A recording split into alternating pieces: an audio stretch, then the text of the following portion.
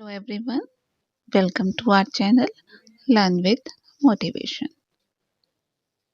इस वीडियो में हम class 10th subject information technology code 402 book employability skill के सोल्ड एमसीक्यू प्रैक्टिस करेंगे। एम्प्लॉयबिलिटी स्किल जो कि आपके एग्जाम में 10 मार्क्स का आएगा। आपके थ्योरी का एग्जाम 50 मार्क्स का है ना, 10 मार्क्स की आपकी ये बुक है।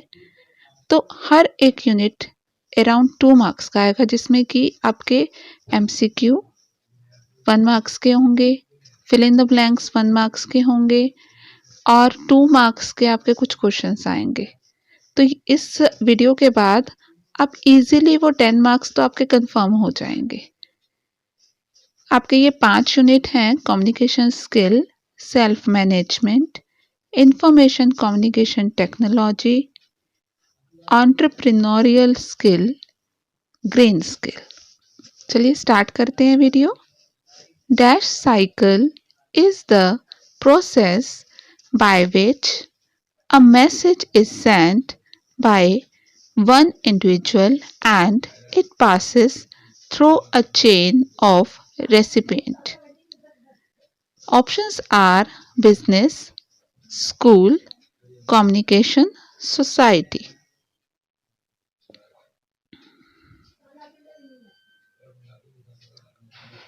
जल्दी से अपना आंसर दीजिए।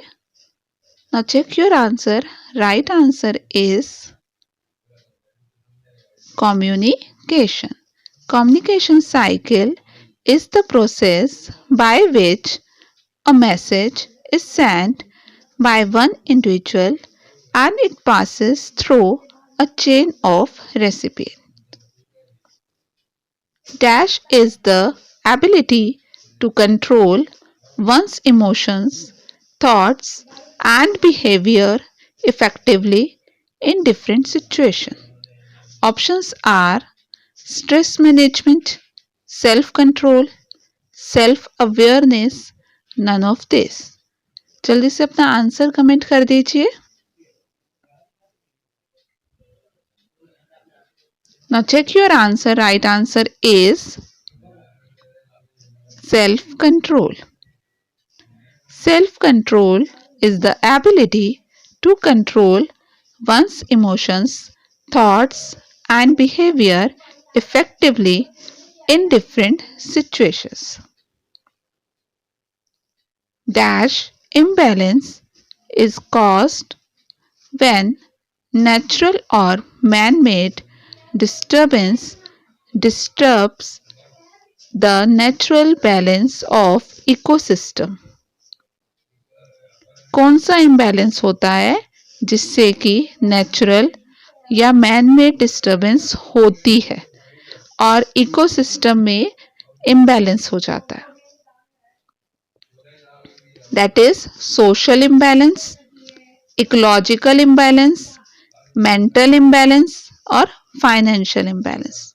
Comment your answer fast. Now check your answer.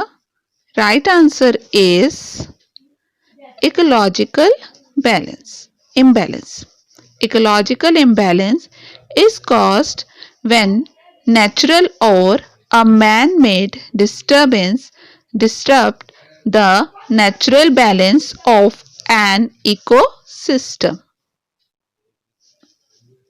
Which of the following is not a part of body language? इसमें से कौन सा एक बॉडी लैंग्वेज नहीं है? Facial expression, use of space, clarity of speech, gestures.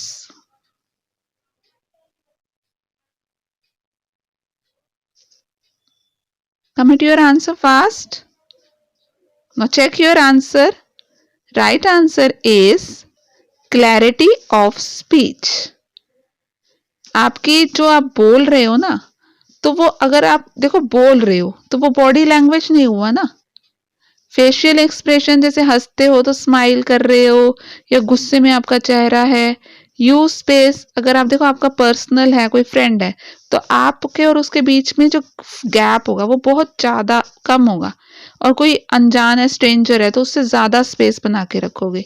Gesture जो आपका body का पूरा लैंग्वेज है, तो दैट इज कॉल्ड जेस्चर। तो clarity of speech body language नहीं है, वो वर्बल कम्युनिकेशन में आता है। Which of the following is not an origin of stress causal agent? Options are physical, mental, financial, spiritual.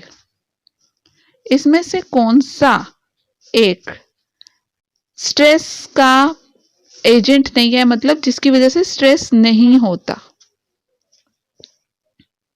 Now check your answer. Options are spiritual. देखो आपकी body अगर थक गई है, फिजिकली आप थक गए हो, तो आपको स्ट्रेस होगा, ठीक है। मेंटली कोई प्रॉब्लम है, कोई आपके साथ कुछ प्रॉब्लम्स हैं, तो आपको मेंटली स्ट्रेस होगा। फाइनेंशियली पैसों की दिक्कत आ रही है, तब भी आपको स्ट्रेस होता है।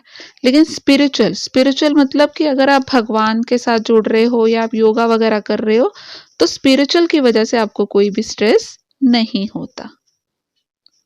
Which of these is not a very effective stress management technique? इसमें से कौन सा एक स्ट्रेस मैनेजमेंट टेक्निक नहीं है? नॉट पे ध्यान दीजिए। Time management, physical exercise, over eating, positivity. Stress को मैनेज करने के लिए आप कौन सी टेक्निक अब नहीं अपनाते? नॉट। आई थिंक मैक्सिमम ने गेस कर लिया होगा। Right answer is over eating. ज्यादा खाने की वजह से स्ट्रेस मैनेजमेंट नहीं होता, वो स्ट्रेस मैनेजमेंट का पार्ट नहीं है। Which one of the following shortcut keys is used to cut a file? Options are control C, control P, control V, control X. Cut करने के लिए आप कौन सी शॉर्टकट की यूज करेंगे? And the right answer is control X. देखो easily याद हो जाएगा। देखो सी से क्या होता है? कॉपी, पी से प्रिंट, वी से पेस्ट, और एक्स, एक्स की लुक कैसे? कैंची की तरह है, तो cut. Which of the following does not come under self employment? इसमें से कौन सा एक सेल्फ एम्प्लॉयमेंट नहीं है? Cooking in a restaurant, owing a clothing business, having a dosa selling stall, running a home bakery. बिल्कुल सही। Right answer is cooking in a restaurant, क्योंकि आप कुक कर रहे हो एक रेस्टोरेंट में, वो आपका अपना रेस्टोरेंट नहीं है, आप वहां कुक कर रहे हो, ठीक है। ओइंग मतलब आप एक मालिक हो बिजनेस के। हैविंग अ डोसा स्टॉल यानी कि आपके पास एक डोसा का स्टॉल है। रनिंग अ होम बेकरी, घर से आप काम कर रहे हो। तो cooking in a restaurant self employment नहीं है, वहां आप जॉब कर रहे हो। How many sustainable development goals are given by the United Nation? United Nation ने कितने सस्टेनेबल डेवलपमेंट गोल दिए हैं? Options are 18, 17, 15 or 20. Comment your answer fast. Now check your answer. Right answer is 17. Total 17 sustainable development goals United Nations द्वारा दिए गए हैं। Dash is the development that satisfies the needs of the present without compromising the capacity of future generation, guaranteed the balance between economic growth, care for the environment and social well-being. Options are self-development, financial development, social development, sustainable development. कौन सा ऐसा development है जिसमें हम आज की ज़रूरतों से कोई कॉम्प्रोमाइज़ नहीं कर रहे हैं, लेकिन उसके साथ साथ हम फ्यूचर की भी जो ज़रूरतें हैं उसको बैलेंस करके चल रहे हैं। इसमें हम इकोनॉमिक ग्रोथ भी कर रहे हैं और एनवायरनमेंट की केयर भी कर रहे हैं और सोशल वेलबींग यानी कि सोसाइटी का भी ध्यान रख रहे हैं, तो उसे क्या कहेंगे? आई थिंक मैक्सिमम स्टूडेंट्स को आ गया होगा। The right answer is sustainable development. Having conscious knowledge of your own self capabilities, feelings, and one's own character is called as dash. जल्दी से अपना आंसर कमेंट कीजिए। Options are self awareness, self motivation, self regulation, none of the above. जब आप एक conscious knowledge रखते हो ना अपने बारे में, अपनी कैपेबिलिटी के बारे में, अपनी फीलिंग्स के बारे में, तो उसको क्या कहते हैं? That is called self awareness, कि आपको अपने बारे में सब पता है। At the mental level which symptoms में रिफ्लेक्ट स्ट्रेस, मेंटल लेवल में कौन सा सिम्टम्स ये शो करता है कि पर्टिकुलर पर्सन को स्ट्रेस है? Irritation, impatience, loneliness, all of this.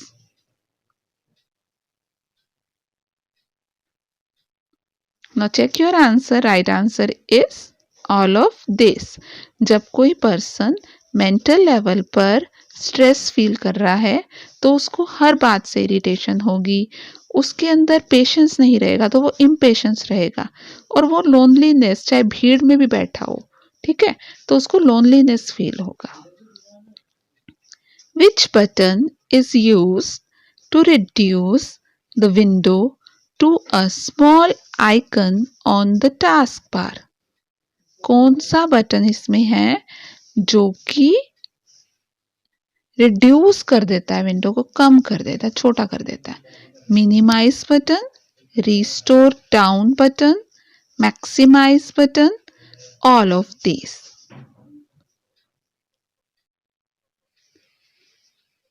Now check your answer. Right answer is minimize button. Minimize button is used to reduce the window to a small icon on the task bar. Window को reduce करके वो task bar में रख देगा, ठीक है। Entrepreneur need dash to coordinate and manage work teams. Attitude, leadership, approachable, all of these. एक entrepreneur को क्या चाहिए कोऑर्डिनेट करने के लिए, मैनेज करने के लिए अपनी टीम के साथ क्या चाहिए? And the right answer is leadership. Entrepreneur अगर लीडरशिप करेगा ना तो वो कोऑर्डिनेट भी कर सकता है और मैनेज भी कर सकता है अपनी टीम के साथ। What is the factors causing ecological imbalance? इसमें से कौन सा एक फैक्टर इकोलॉजिकल इम्बैलेंस करता है? ठीक है, destruction of forest, industrialization, urbanization, all of these. Destructions of forest का मतलब जंगलों को काटना, इंडस्ट्रियलाइजेशन मतलब इंडस्ट्रीज लगाना, अर्बनाइजेशन मतलब शहर बनाना, जैसे गांव थे अब गांव की जगह बिल्डिंग्स खड़ी कर दो तो शहर बन गए। ऑल ऑफ दिस, सभी कुछ, इन सब किसकी वजह से इकोलॉजिकल इम्बैलेंस हो रहा है? And the right answer is all of this. ये सभी वजह है। अगर आपके एग्जाम में फैक्टर कॉजिंग इकोलॉजिकल इम्बैलेंस आता है तो आप ये तीनों लिख सकते हैं। A dash is a series of sentences that are organized and coherent and are all related to a single topic. एक पर्टिकुलर टॉपिक पे आप सेंटेंस लिखते हो और उससे रिलेटेड आगे सेंटेंस लिखते रहते हो, एक पूरा आप एक ऑर्गेनाइज डिटेल लिख देते हो, ठीक है, उसे क्या कहते हैं? Paragraph, phrase, sentence, communication.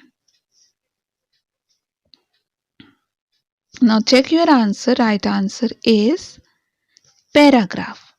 A paragraph is a series of sentences that are organized and coherent and are all related to a single topic. अगर पैराग्राफ की 2 मार्क्स का क्वेश्चन आता है डिफाइन पैराग्राफ, तब भी आप ये आंसर दे सकते हैं। Dash refers to focusing human efforts for maintaining a healthy body and mind capable of better withstanding stressful situation.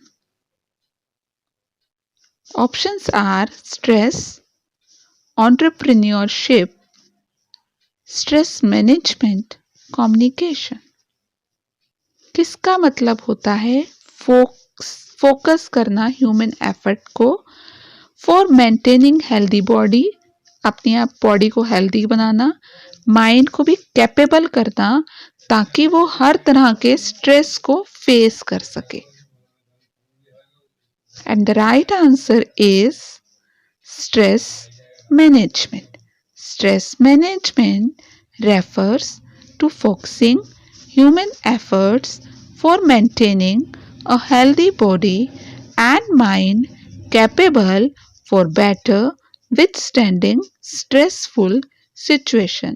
अगर आपके एग्जाम में डिफाइन स्ट्रेस मैनेजमेंट या व्हाट इज स्ट्रेस मैनेजमेंट ये 2 मार्क्स का क्वेश्चन आए तो आप ये डिफाइन लिख सकते हैं। A dash is a software that helps you type and work with text on a computer. You can create a document like letter, memo, newsletter and save it in word processor.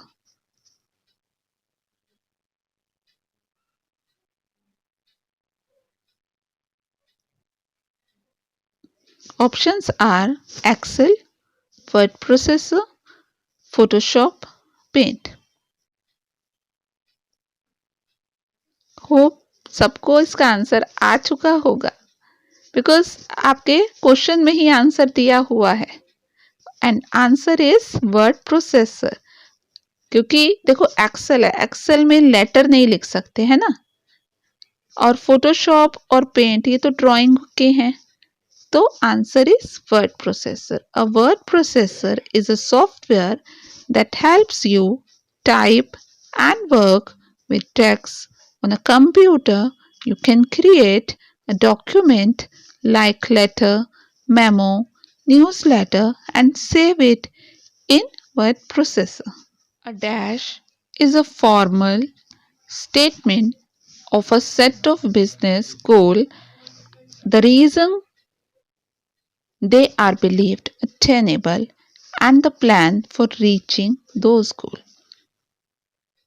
आप एक business का कोई goal set करते हैं और फिर reason देते हैं कि किस तरह से उसको अचीव करना है और उस गोल को फिर पहुंचते हैं, तो उसे क्या कहा जाता है? Personal goal, social awareness, peer pressure और बिजनेस प्लान।